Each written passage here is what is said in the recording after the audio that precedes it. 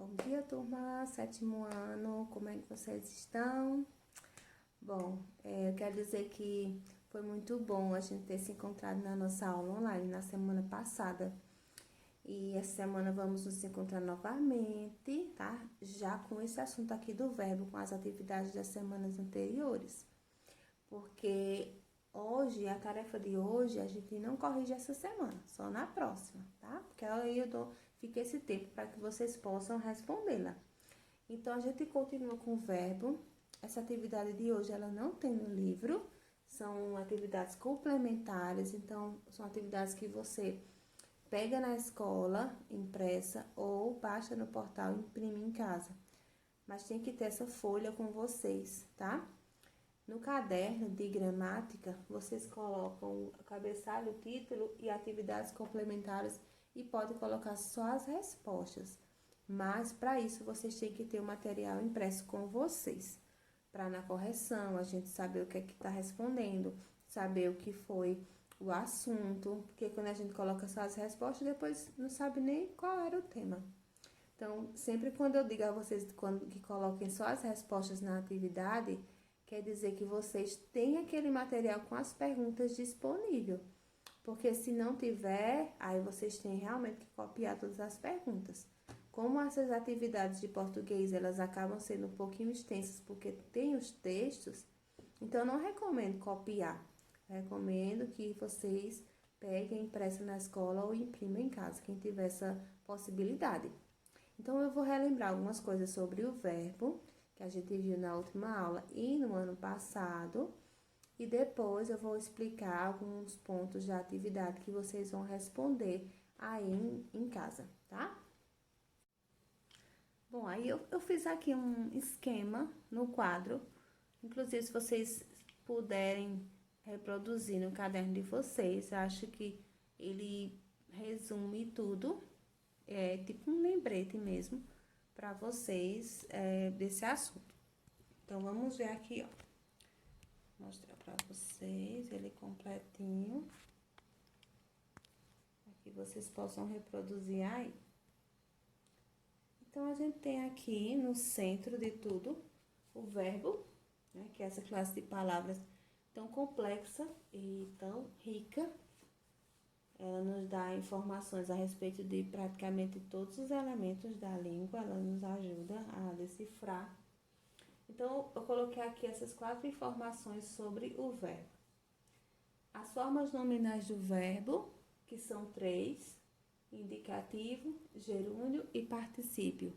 Indicativo, que é o que termina com ar, ir ou or. Gerúndio, que é o que termina com NDO, logo depois da vogal temática.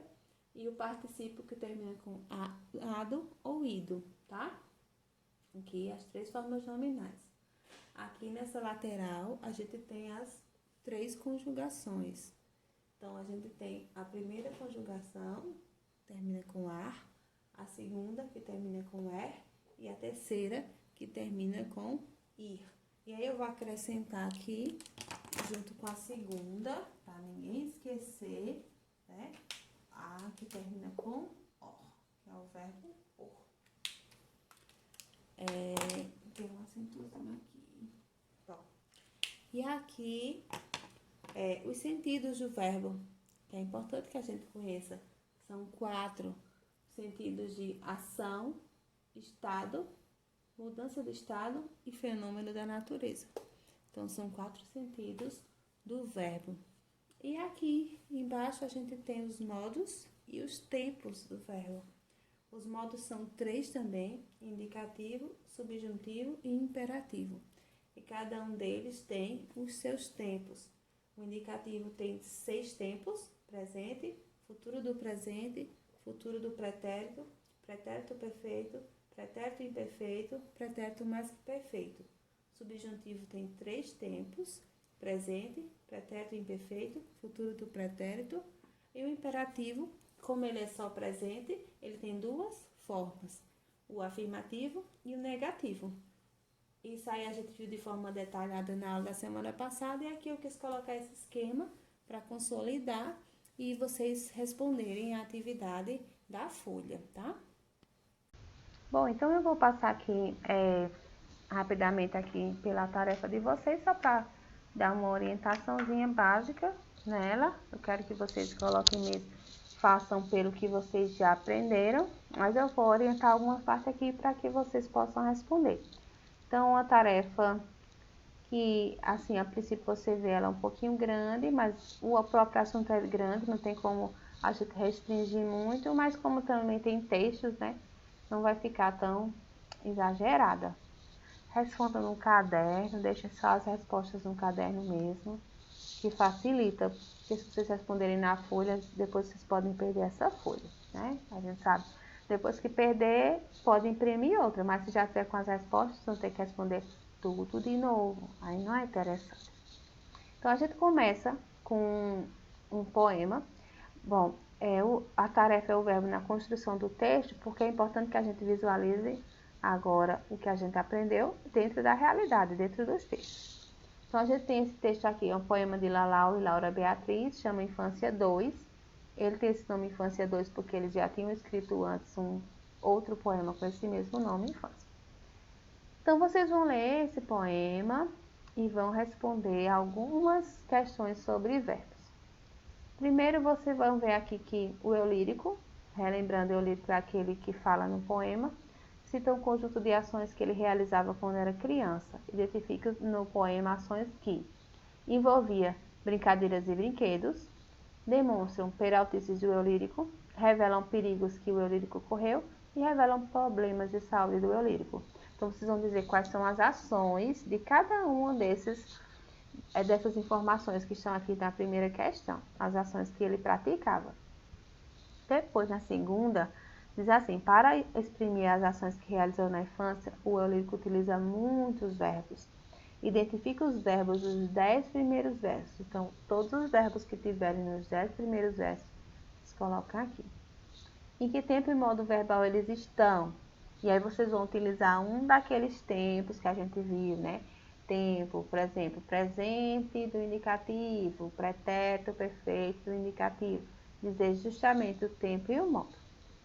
Por que eles foram empregados nesse tempo e nesse modo verbal? O que eles queriam expressar com isso? Levanta hipótese. Que idade o eu lírico tem no presente? Então, hoje, ele contando essa história aí no poema, que idade você acha que ele tem? Na sua opinião, o eu lírico teve uma infância tranquila ou agitada? Aí você vai dizer por quê, de acordo com o poema. O último verso do poema, Fui um desenho animado, corresponde a uma espécie de resumo das ações do eu lírico. Interprete esse verso respondendo: o que há de semelhante entre a infância do eu lírico e um desenho animado? Porque ele diz, eu fui um desenho animado, mas o que isso tem a ver? O desenho animado com a infância dele. Aí vocês vão colocar aí.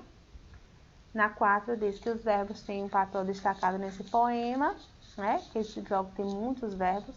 Considerando-se o perfil do eu lírico e o conjunto de ações que ele realizava na infância, por que, na sua opinião, o verbo é uma classe gramatical fundamental na construção desse texto?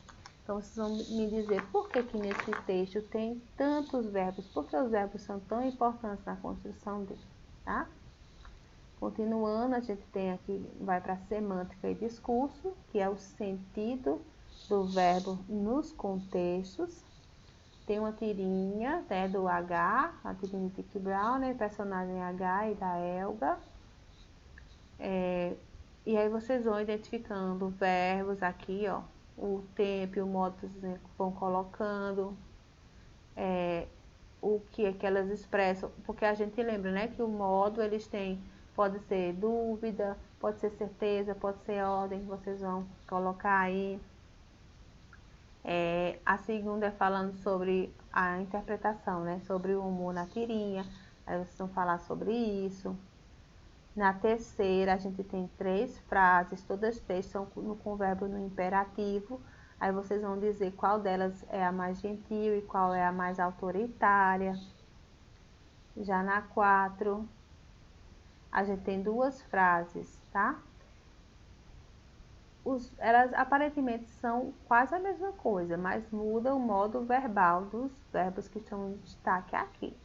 Aí vocês vão dizer qual é o modo verbal de cada uma e mostrar qual é a diferença entre elas. Depois, a gente tem 2 situações, né? duas frases, e aí vocês vão dizer, imaginar duas situações, de modo que cada situação corresponda a um determinado sentido.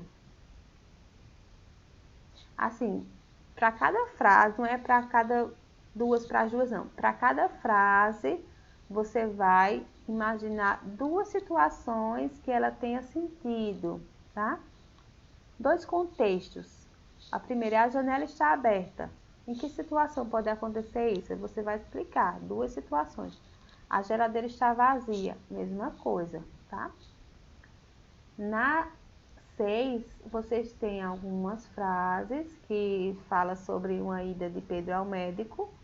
E vocês vão olhar os verbos, tá bom? Observem bem a intenção dessa frase, o verbo, o foco. E vão dizer o que é que elas indicam. Se é certeza, possibilidade, ordem, permissão, conselho, hipótese, necessidade ou desejo. Aí vocês enumeram, tá? Essas frases. Depois vocês têm um anúncio do Greenpeace, que é para responder as últimas questões. Lembre que você tem que observar bem a imagem, a frase, e observa aqui esse box que tem aqui ao lado, que também traz informações importantes. E aí você vai observar bem o sentido, né? O que é que ele significa, essas imagens, o que é que ela significa.